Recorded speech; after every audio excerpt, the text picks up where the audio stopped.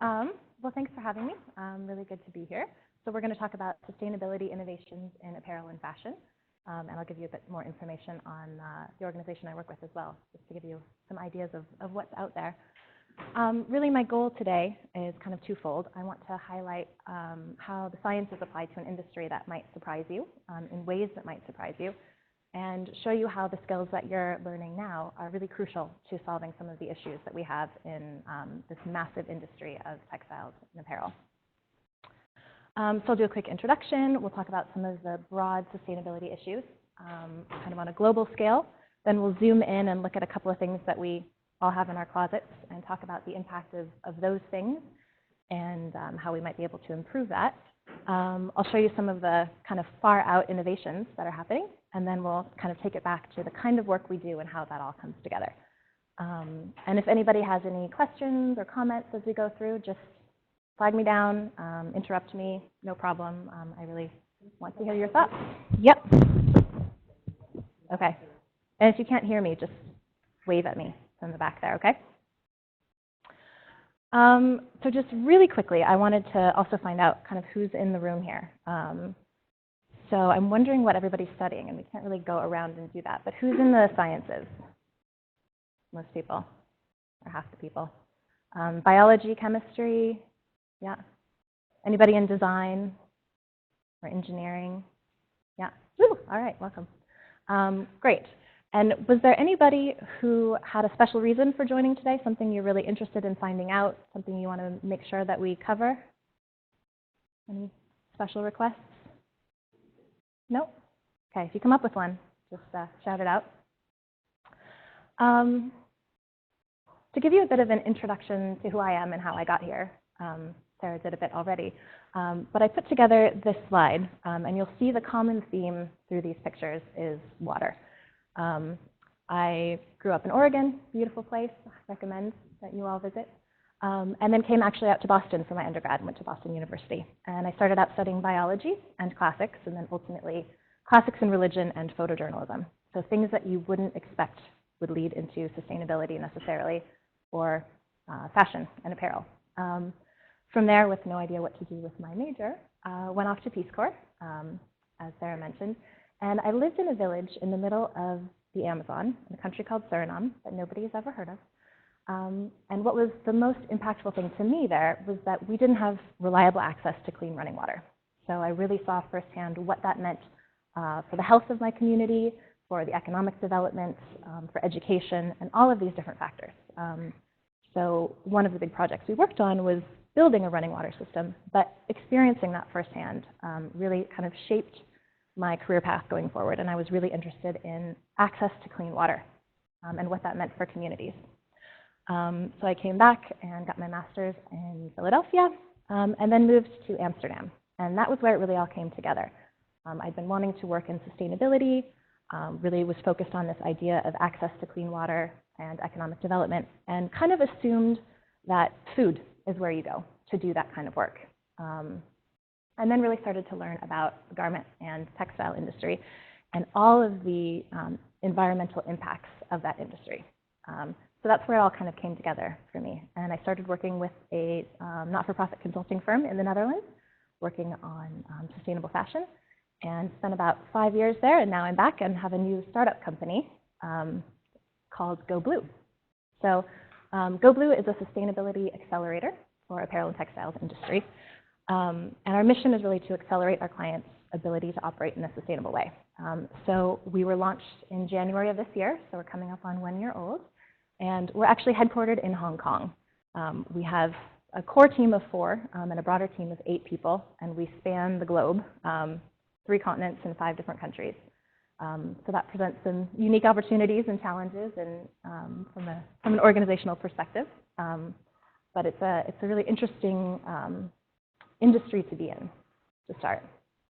And the way we work, we explain it in 3 different pillars. So we call it plan, do, and share. So plan is about strategy setting. It's about education, it's about training, it's about coaching. A lot of that would happen with clients who are maybe clothing companies, apparel brands, retailers. Could also happen in a textile mill, anybody who needs a plan and needs help to get there. Once you have a good plan, we move into the do aspect. So that's about assessment and improvement at the factory level, working within the supply chain, data management, data verification. And once you have a great story to talk about, that's when we help share that story. So that might look like a CSR report or a more bespoke kind of a meaningful marketing campaign, for example. So that's the way we work. But what I think is really interesting is when you look at the people who are part of this company, everybody comes from very different backgrounds. So we have people with everything from backgrounds in finance to a chemist, somebody with an auditing background, a designer, communications, change management, all of these different things. So I think it's really interesting to see how these different backgrounds and these different types of training and types of experience have all come together to form this company in different ways. So I think my takeaway from this is that nobody's path was very linear in getting to this type of work.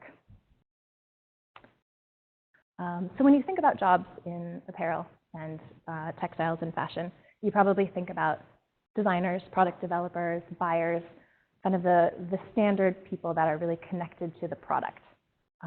But what you might not think about is behind the scenes we have material scientists, chemists, biologists, engineers of all different sorts. So we're going to focus on kind of this more scientific side since we're here with the environmental science group. But this is a huge and really important part of what we do, and especially in making things more sustainable. So what are these sustainability issues that we're working to address? Anybody want to guess anything? Any ideas? No? Everyone's too busy eating pizza? So there's really two broad categories it falls into: social sustainability and environmental sustainability.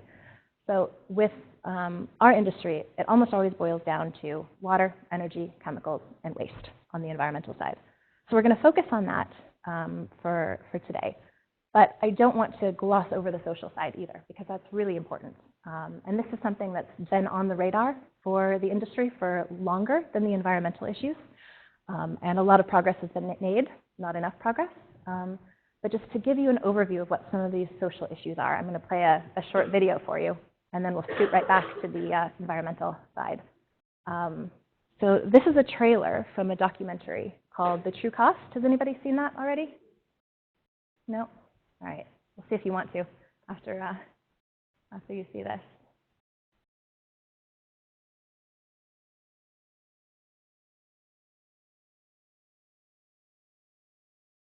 We communicate who we are. This is fundamentally part of what we wish to be about ourselves. We need to have that passion. That has absolutely nothing to do with passion. It has been really invented. Materials probably with my price.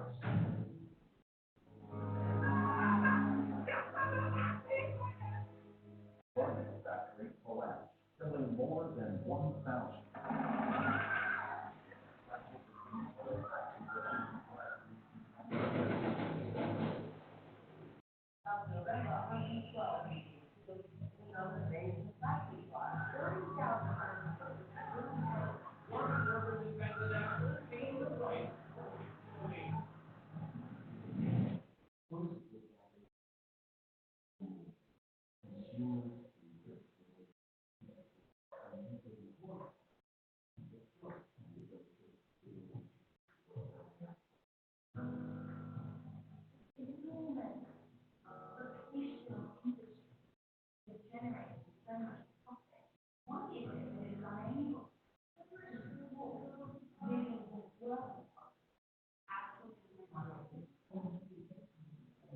Unless you change that model, you can't change anything.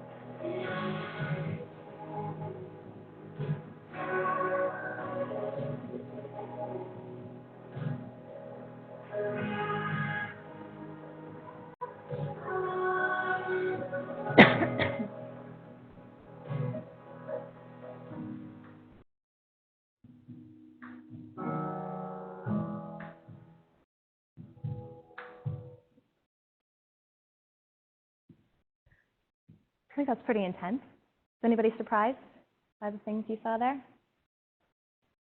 No? Yes, The True Cost. Yeah, highly recommend watching the whole thing. So that gives you a flavor of some of the issues that we're dealing with. Social issues are a major concern. Did anybody hear about the factory collapse that they mentioned? Yeah. Largest industrial disaster of its kind in our industry. So it was almost 1,200 people died in that accident. But zooming back to the environmental side, which is where we're going to focus today, I just want to give some context. So I imagine there are people in this room who know these statistics a lot better than I do. But just to give a broad picture, so we live on this blue planet, lots and lots of water, right? 70% of the Earth is covered in water. 2.5% of it is fresh. And then an even smaller percentage of that is actually accessible. A lot of it is frozen. And so when we look at the amount of water that's actually available for feeding and fueling everybody on this Earth, it's about 0.007% of the water that we have. So water really is a scarce resource, and it's something that we need to be very careful how we use. And the garment and textile industry is a very thirsty industry. So more than 500 billion gallons of fresh water are used every year just for dyeing textiles. And that's not even the worst part. We also need to come up with these materials. So largely growing cotton, which is one of the key fibers in our industry, it's a really thirsty crop as well. So what you're seeing here are pictures of the Ariel Sea between Kazakhstan and Uzbekistan from 1989 to 2014. And what you see is about 90% of that water is gone. And largely this is for irrigating cotton fields in the area, primarily in Uzbekistan. So where you used to have a thriving fishing industry and communities that made their living off of the fish, now you have these rusted out boats sitting in the middle of the desert with camels wandering by. So massive impact on water. Chemicals are the other thing we really need to think about. So the textile industry uses 1/4 of the world's chemicals that are produced every year. Is that surprising? Yeah. Fiber production, just coming up with the fibers, whether they're natural or synthetic, uses 18% of the world's pesticides and 25% of the world's insecticides. And a number of these different toxins can enter waterways that people are reliant upon. We also need to think about waste. This is especially relevant in recent years when we have the rise of fast fashion. So in the US, we generate over 21 billion pounds of post-consumer textile waste per year. So those are the things that we bought, wore, maybe didn't wear, and threw away. 85% of that goes to landfill, and that's projected to grow to over 35 billion pounds by 2019. And this is all increasing.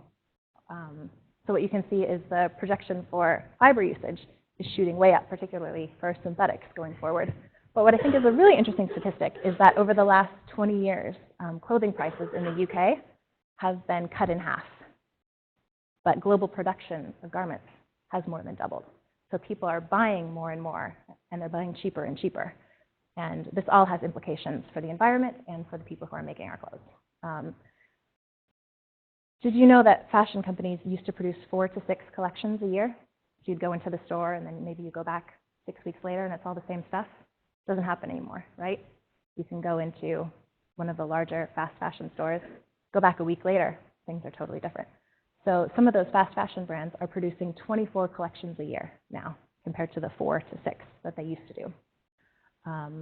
And what we see is that if 80% of people in emerging economies were to take on our habits, then we would see CO2 emissions rise by almost 80% and water use by 20% up to 2025. So these are things that we really need to figure out now before it starts to get worse. Any questions about the broader sustainability impact? What are the worst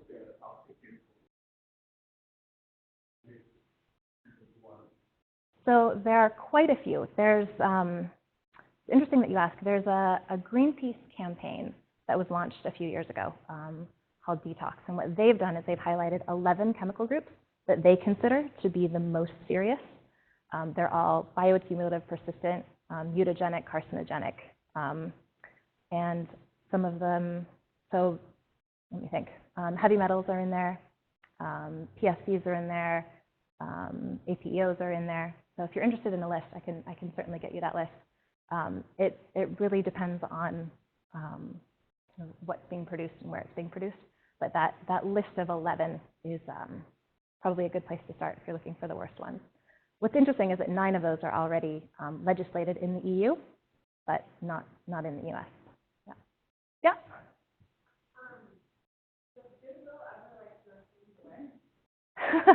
That's a good question. So the question was, does goodwill throw things away?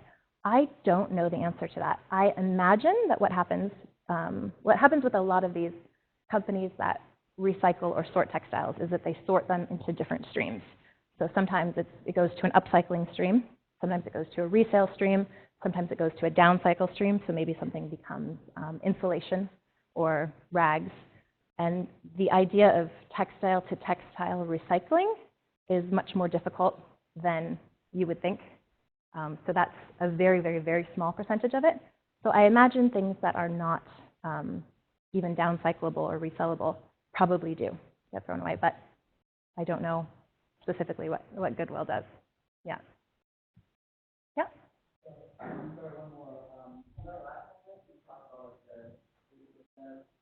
It is emerging on our habits that want to use. Is that like just our fashion habits or fashion habits? I'll double check it for you. I'll talk to you afterwards, but I think that's fashion habits. Yeah. Anything else? Move on? Okay. So now that we've looked at it from kind of the big scale, I thought we'd zoom in a little bit and look at a couple of things that we all probably have in our closets. A pair of jeans and a rain jacket. So if I were to ask you what goes into making a pair of jeans, what would you say? Any guesses?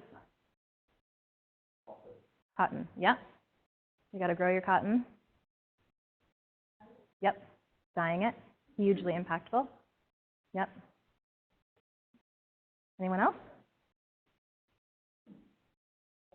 Water. Yep. Yep. When you stop to think about it, it all starts to make sense, but it's one of those things that we don't really think about. So if we think about producing a pair of jeans, very simplified version, you need to grow your cotton, turn it into yarn, dye the yarn, weave the fabric, sew the jeans, and then finishing. And finishing is what we do to get our denim looking, well, not like this, but more aged, worn in, like a lot of the denim that you would buy in the store. And that can be 20 or more different steps just in finishing. So usually intensive in terms of water, energy, chemicals, and labor. And all of those finishing steps also make the garment much weaker, shortening its lifespan, increasing waste. So to get from here to here, it takes about 7,600 liters of water for a conventional pair of jeans.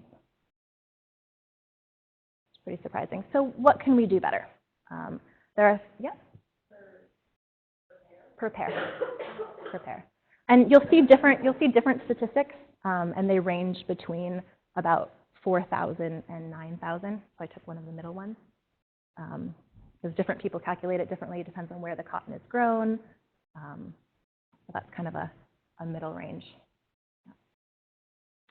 So if we think about what could we do better, I think there are 3 areas where there are interesting things going on. Where we get our cotton, how we dye, and how we finish. So when we think about, actually, before I show you this, when we think about cotton, what do you think would be a more sustainable alternative? What jumps to mind? Any thoughts? Hemp? Oh, that's a good one. Yep. Anything else? A lot of people say organic cotton. That's the first thing you think of, right? When you think about buying something sustainable, oh, I'll get something made out of organic cotton. That's a great step. But people are really surprised to learn that less than 1% of the cotton available on the market is organic cotton. So it's not going to be the solution. It's a great step, but it's not solving our problem. So there are some other interesting initiatives out there trying to improve the cotton that we grow. But a really interesting one is this one, Evernew.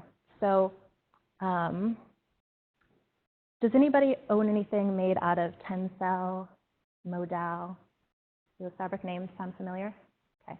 Those are types of fabric that are not natural fibers like cotton, but they're not synthetics like polyester. So they're regenerated cellulosics or man-made artificials. There's a number of terrible names for them. But the idea is basically that you have a natural source of cellulose. So usually it's beech trees, eucalyptus trees, might be bamboo.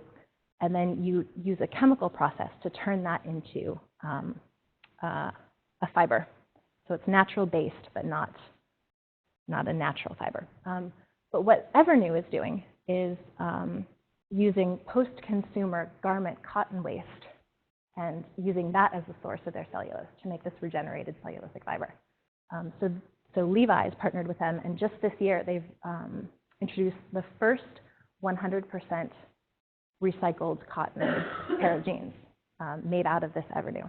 So recycled cotton in itself is kind of a challenge because when you recycle the cotton, you just chop it up into little bits and respin it. So then you have much shorter fibers, so it gets really weak. So then you need to start blending in other fibers and other materials to make it strong enough to make something like jeans. And then you have a hard time recycling it again, so it gets more and more difficult. But this is a really interesting one that just came out this year. So dyeing, what can we do better? Has anybody ever done any indigo dyeing? Yeah? Anybody else? Yeah. So a long time ago, it used to be fermented with urine. Do you know that? Interesting fun fact about indigo.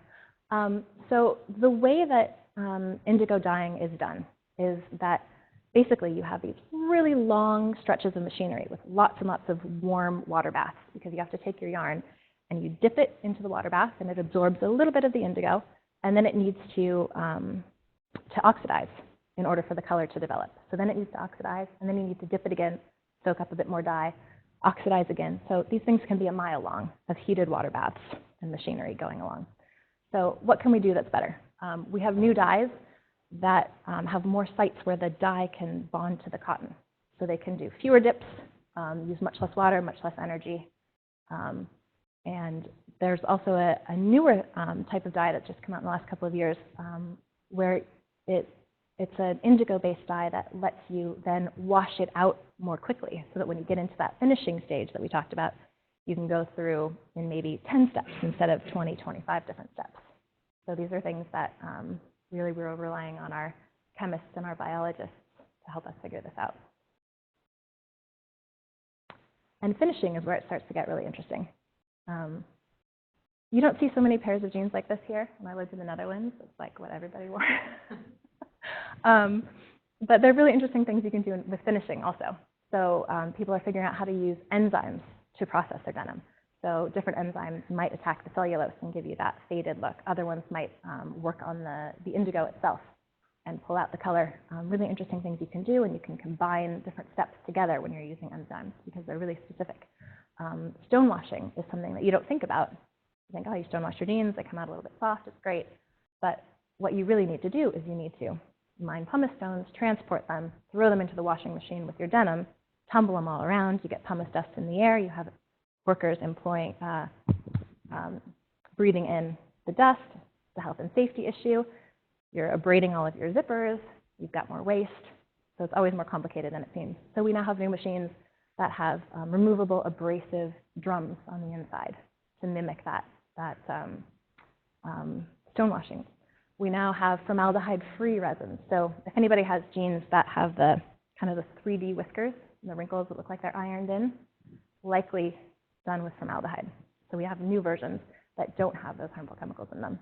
We're using ozone machines to pull out color.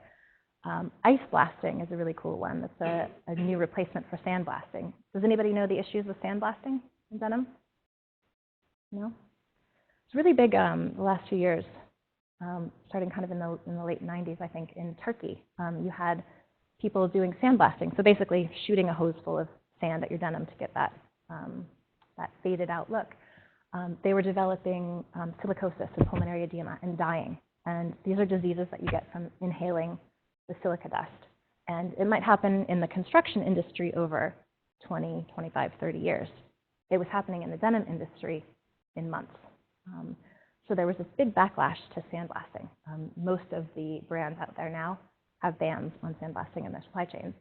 But somebody who was very clever figured out that you could replace the sand with tiny frozen pellets of CO2, get that physical abrasion, and then it would evaporate. And this was a technology that was being used in factories already to clean out machinery.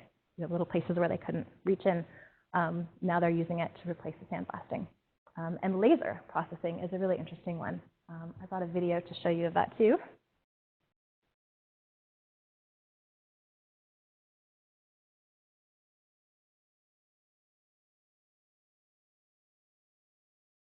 Basically, what we do with the laser is that we can create patterns, moustache patterns. We can create patterns for braids. When you do the braids, then you burn the fabric with even higher intensity when you compared to your own face. And that's basically what we do technically. You can define down to each millimeter how what you want to do with the down. That right here you can go really intense on the laser and then keep it on top just next to it, and it really gives a very unique appearance. And you can do the authentic direction, or you can go a bit more into this artistic, artificial direction, which we have also done on the lower paper. Really up to your mind, what you want to do, means that it's your mind that puts the limits to what the laser can do.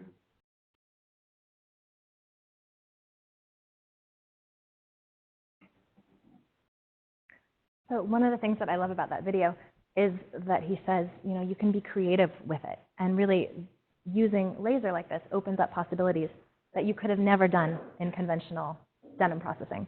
So, you know, it's so easy to think of sustainability as being a limitation, something that you have to work around. But it doesn't always have to be that way. Sometimes it can be a tool for more creativity. So those are some of the interesting things with denim. If we think about something else that we all have probably in our closets, a rain jacket. How many people thought about that their rain jacket was coming from crude oil? Ever thought about that? A few people? Yeah. It's one of those things that you kind of know, but you don't really think about it. So in order to get this jacket, again, very simplified version, you need to extract your crude oil, refine it. You need to make your polyester. You need to turn that into fiber, turn that into fabric, dye your fabric, probably finish your fabric, make your garment, and then finish your garment. And the garment finishing for things like rain jackets is where it gets quite tricky, because we always want our rain jackets to be waterproof, right? It's pretty standard. The other challenge is that we want them to be stain-proof. And that's where things get really tricky, because we put these durable water-repellent finishes on garments like this. That keeps it nice and waterproof, but also stain-proof. But this is based on PFC chemistry. So if you think about something that's waterproof and stain-proof and oil-proof, what's the likelihood that it's going to break down in the environment and biodegrade? Not that high. So these are really persistent chemicals. They're bioaccumulative, and many of them are toxic for development. And these are chemicals that we're now finding in polar bears in the North Pole. We're finding them in breast milk. We're finding them all over the planet. So what can we do better? When it comes to where we get our polyester, one great option is recycled polyester. So you can actually turn your PET bottles into new polyester fabric. It's trickier than it seems when you start thinking about the logistics, but it is something that's becoming more and more common. Another interesting option is bioplastics. So getting our polyester from agricultural waste or crops like corn rather than from crude oil. So this has been around for a few years now, and you can find it in blends. So I think even DuPont has one, which is a blend with conventional polyester. But just this year, the first 100% bio-based polyester textiles came out. So this is a picture of it here, Lyrant. And then dyeing. Again, one of the most impactful stages. What can we do better here? One thing about polyester and synthetic fibers is that they're really difficult to dye. So they need a lot of heat and a lot of pressure. And that all means a lot of energy as well as a lot of water. So one thing that's come out over the last few years is CO2 based dyeing. So basically what this looks like is almost like a a decompression chamber. So it's like a high pressure chamber that you can put your roll of fabric into. And then they use supercritical CO2 as the carrier of the dye. So there's 0 water involved. The CO2 is recycled, 95% of it. You don't need any auxiliary chemicals, and you don't need any water. And this is something that is starting to become more mainstream. So some of the larger brands, Nike, Adidas, some of the others, are starting to use this within their supply chains. The challenge that we still need to figure out is how can we do this with cotton? So this is only applicable to things like polyester so far. So we need people working on that. And then finishing, what can we do better? Again, this is one that's still being solved, and we still need people working on this. You can do shorter chain PFCs and still get some water repellency, but you don't solve all of the problems. But there are a couple of companies out there who are doing interesting things. So one of them is called Organoclick, and they have a water repellent finish that mimics the way fruits and plants keep water outside of their system. So this idea of biomimicry is something that's coming up quite a bit within fashion and apparel. Another interesting company is developing one with funding from Patagonia. So we have these larger brands getting more invested in finding these more sustainable alternatives. So that's another interesting one that's out there. So these are the things that are happening already, but what are some of the more interesting and off-the-wall innovations out there? This one I think is absolutely crazy. Self-patching garments. Has anybody heard about this? No? This is quite new. So researchers in Pennsylvania came up with this, and they're mimicking the way squid ring teeth work. And so basically what they've come up with is textiles that can mend themselves. I have a video to show you here. So some of the applications here are more for military, maybe not so essential for your average consumer, but interesting possibilities coming out here.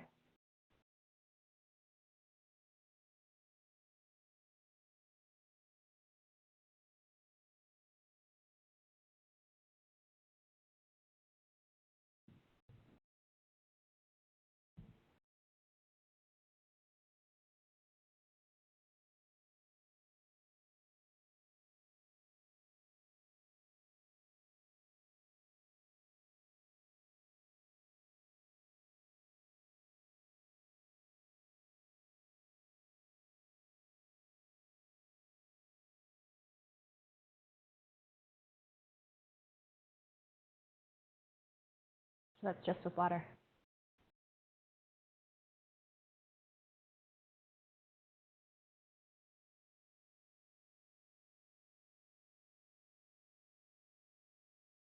Pretty cool. Some other interesting things are these alternatives for leather. So we think about leather, and yes, it's a co-product with the meat industry, but you still have to think about things like deforestation, CO2 and greenhouse gas emissions from raising the animals, transporting animals. Tanning leather is hugely impactful. So some clever company came up with pineapple-based leather. So they're using the waste from commercial pineapple growing to make a plant-based leather alternative. Another one is Modern Meadow. Has anyone heard of these guys? They're in New York. And they're not sharing too much of their information yet. I think they're really interesting, though. So they were initially working on 3D printed meat for human consumption. And I think maybe they decided that people weren't quite ready for that and moved on to leather. But they're 3D printing with cells into these sheets and then able to do a modified, less impactful tanning process. So I think they're only producing very small quantities right now. It's still quite new, but a really interesting field to explore a bit more. Vionic is another really cool one. Has anybody heard about this? Does anyone shop at G-Star? Denim? No? The Dutch denim company? I think there's one on Newbury Street. Anyway, they've done a really successful job of marketing this. But basically, this is yarn made out of plastics harvested from the ocean. So there's an initiative of a couple of different companies coming together trying to clean the oceans of plastics and then turning those plastics into something useful. So they're turning it into textiles. So you can find this in denims, you can find it in t-shirts, sweatshirts. They have a couple of different types of yarn based on what they're going for. But it's usually a blend of cotton and this recycled ocean plastic or the straight up plastic. And this one I think is really interesting too, spider silk. So spider silk is, I don't want to say the holy grail, but something that everyone would really love to be able to use more in the textile industry. Super flexible, super strong, really lightweight. But the problem is you can't raise spiders together because they'll eat each other. So commercialization has been quite a challenge. And a few years ago, there was a company that was really interesting that was using genetically modified goats to produce spider silk in their milk. And then they were straining the silk proteins out of the milk and then spinning that into fiber. They've sadly gone bankrupt. But two other companies are now kind of in that space doing interesting things. One is Fiber. They're based in Japan, and they work with the North Face. And another one is Bolt Threads, and they're in California working with Patagonia. So they're using microorganisms or fermentation to produce these spider silk proteins, and then using a process similar to what I showed you with the cotton and the Evernew to make a spider silk-based fabric. And what's really cool is you can tune that protein to make it stronger or softer, more flexible, shinier, depending on what you need your ultimate product to be. So this jacket here is called the Moon Parka from the North Face in their partnership with Spiber. And it's sold only in Japan for $1,000 for a jacket. So it's not quite mainstream yet, but an interesting one. And then finally, spray-on fabric. So this one was inspired by silly string, you'd probably guess. But what's really interesting here is that by spraying things on, not that this is something we would do in our day-to-day lives, but you've got zero waste, and you can dissolve and respray these garments because it's a suspension of fibers that you can then recycle. It's sterile, so there are really interesting applications for things like bandages or even medicine patches, like a nicotine patch, something like that. And this is also tunable, like with the spider silk. So you could also do things that firm up and make casts. So really interesting what they're doing with this technology. It's being funny looks. There's a great video on this one that I can send the link to if you're interested in. Oh, yeah, I agree. No, more the apparel products, yeah. So what does this all mean in reality, in the kind of work that we do at Go Blue? So now that we have all these really exciting innovations and cool things out there, do you think that solves a lot of these sustainability issues? Anyone think yes? Anyone think no? Yeah. Sadly, we don't get to just swing in and, drop spider silk and lasers on people. It doesn't quite work that way. Sustainability really is a people issue as much as it is a technology issue. And where we are in the industry is really at the early stages. So our role is really about education, changing mindsets, changing policies and procedures, developing a culture that values things like measurement, data collection, conscious decision making. And really it comes down to that you can't change what you can't measure, and you can't communicate about what you can't measure either. So while all of this stuff is really exciting, and ultimately we do try to get there, a lot of the work that we do is much earlier stages than that. So just to give you a very concrete example, we are doing a project at the moment in Ethiopia. So Ethiopia seems like a surprising place for textile manufacturing. This is kind of the up-and-coming sourcing destination. And the idea here is that we want to keep Ethiopia from running into some of the challenges that previous places have run into. So we think about Bangladesh, which was kind of the last really hot sourcing place. There's been great economic opportunities, particularly for women. Really positive things have come out of the growth of the industry there. But we also have issues with environmental problems. So groundwater levels are dropping year on year in Bangladesh. We've got these problems like the building collapses. So lots of challenges because this industry has grown up very quickly and without such a focus on the environmental side. Can you guys still hear me? There's like a typhoon outside.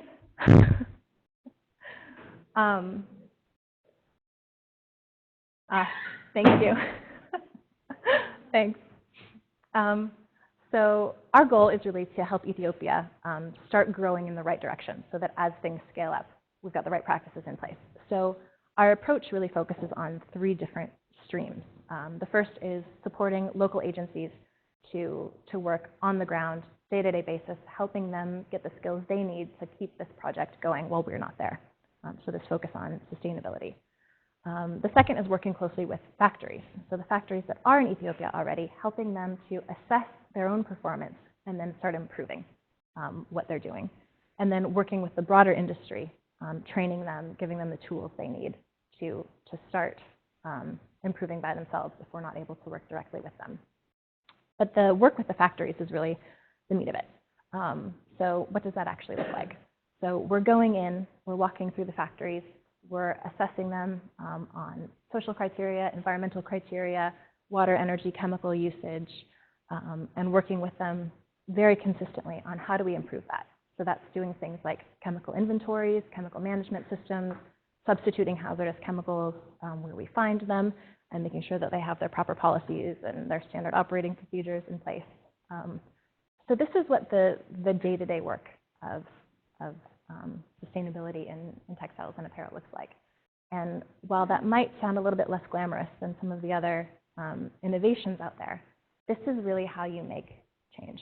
This is how you start.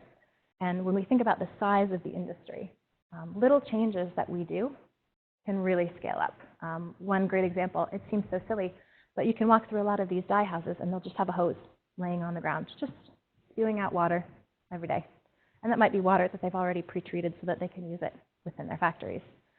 Well, if you put a nozzle on that, you don't have it spewing all day long, you just turn it on when you need it. So this is one of those really simple things that we do. And when you think about that water having, being running 24/7 and now only running for moments at a time, these little changes really make a big difference.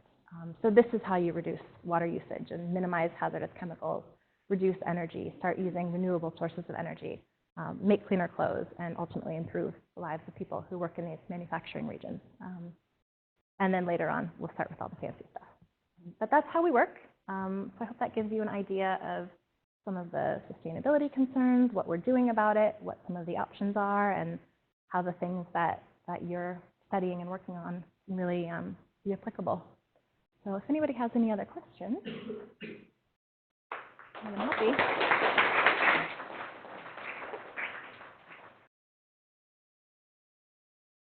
Thank you, Ariel. Fascinating to hear all that happens behind the scenes and while people get their thoughts together. I do have a question. Mm-hmm. So what can we do as responsible consumer next time we go to the clothing store? And of course, maybe not buy every 2 weeks, Yeah. but in terms of whether choosing where I buy that top or this top, Yeah. what is more sustainable? So that's a really hard one. I get asked that a lot, and I'm still working on what the best answer is. There are so many brands out there who are doing really great things, and there are many brands out there who are not. And the breadth of issues is so enormous, from water to chemicals to residual chemicals on clothing to manufacturing chemicals to child labor to building safety to fire safety, that there's almost nobody who's doing everything.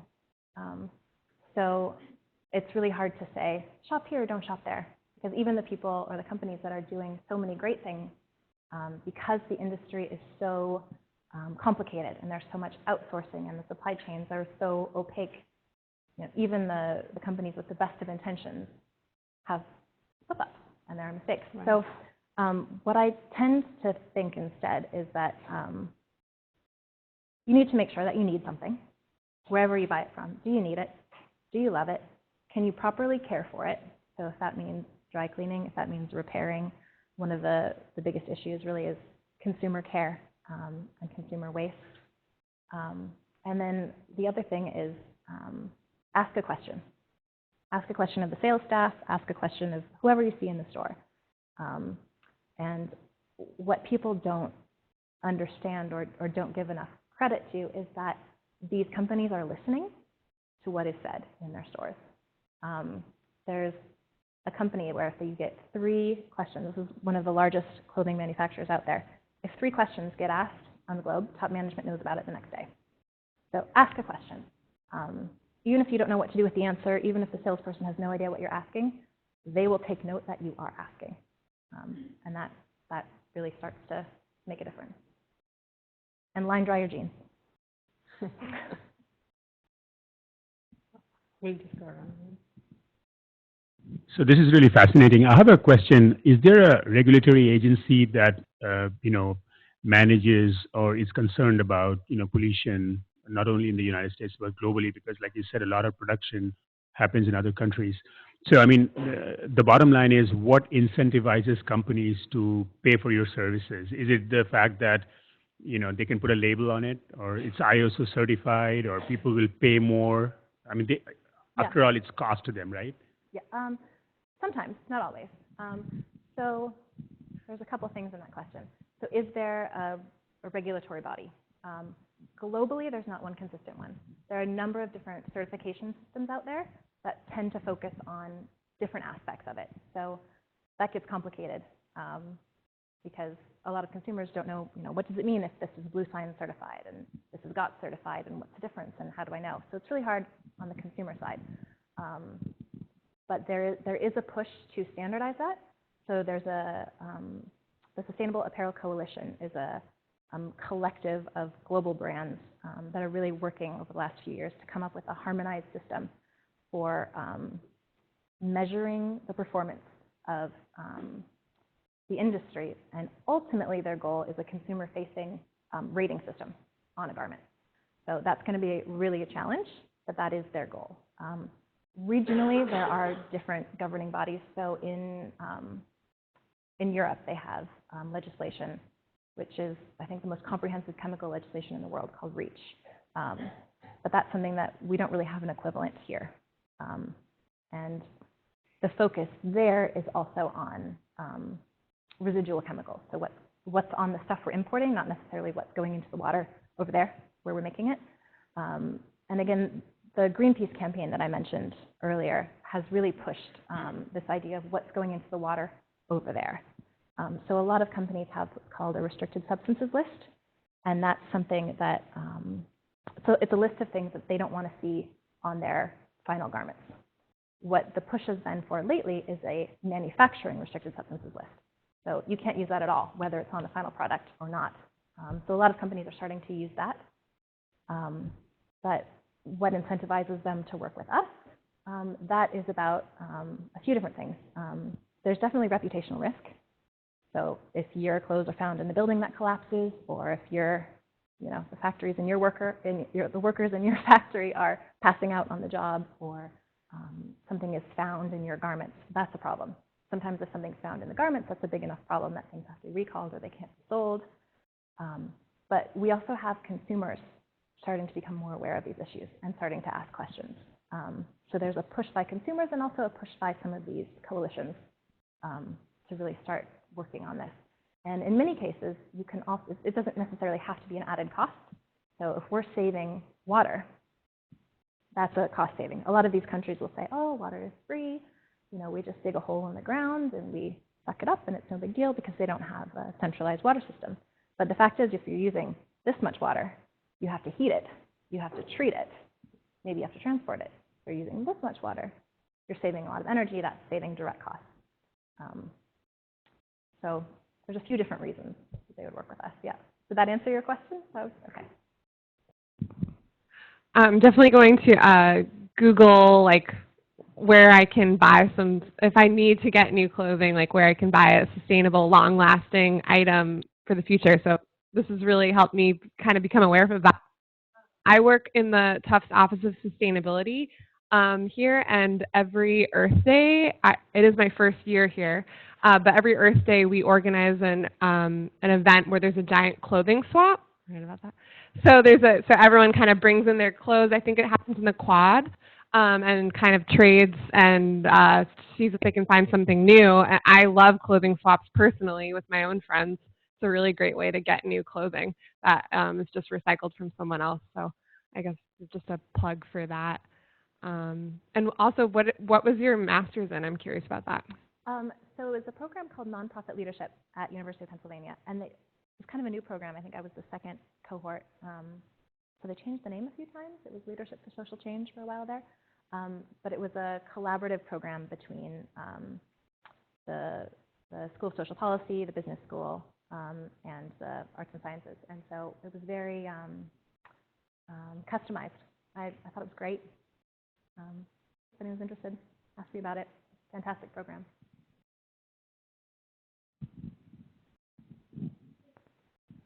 I'm curious about like the social sustainability. So it's great if we have these innovations, but if only the people that take advantage of them are the people that can spend $1,000 on a moon coat, you know, then really how much impact are we having? So what are people doing to make these innovations accessible to people of middle or even upper class that can't spend $1,000, and especially lower class, and what are the implications for that?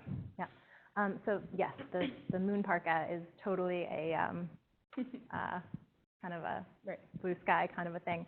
So if you think about even the CO2 dying, so that's maybe 6 or 7 years old. What it is taking right now is investment by these big brands. So I think it was one of the upper management at Nike. There's a great quote about him, saying, "At Nike, we're going to invest in getting these machines in all of our suppliers, and then these suppliers can use them for our stuff, use them for this brand stuff, that brand stuff." So a lot of it is a collaboration between the brands and their supply chain partners in order to make these things more accessible. That's also how a lot of the leverage works. So a dye house, for example, isn't going to be that incentivized unless their client brands are saying, "Hey, we really want to have a sustainable line, so we need some sustainable dye stuff, and we need to work together to do that." But a lot of this stuff really isn't pie in the sky, spider silk, $1,000. The dye stuff we talked about, the high fixation dye stuff, those have been around for 30 years. And they're not more expensive because they're more expensive kilogram to kilogram, but you use less of the dye stuff, less water, less energy, less auxiliary chemicals. So a lot of it is about education and kind of changing mindsets. But not everything is sort of this pie in the sky. Yeah.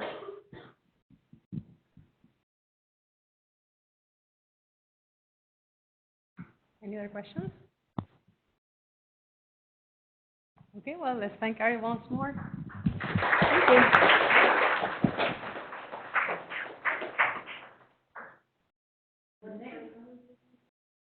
Next week we have a talk about urban chicken farming here in Somerville. Thank you so much. Thank you. Thank you. Wow.